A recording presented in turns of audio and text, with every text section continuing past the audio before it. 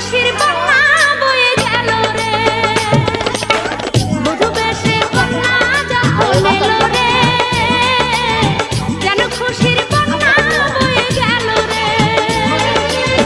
সম্পর্ক বদলে গেল একটি পলকে এ আপনকে যে পার হলো রে বধূ বেশে কন্যা যখন এলো রে ক্ষীরের মধ্যে দিতেছে বেদনা।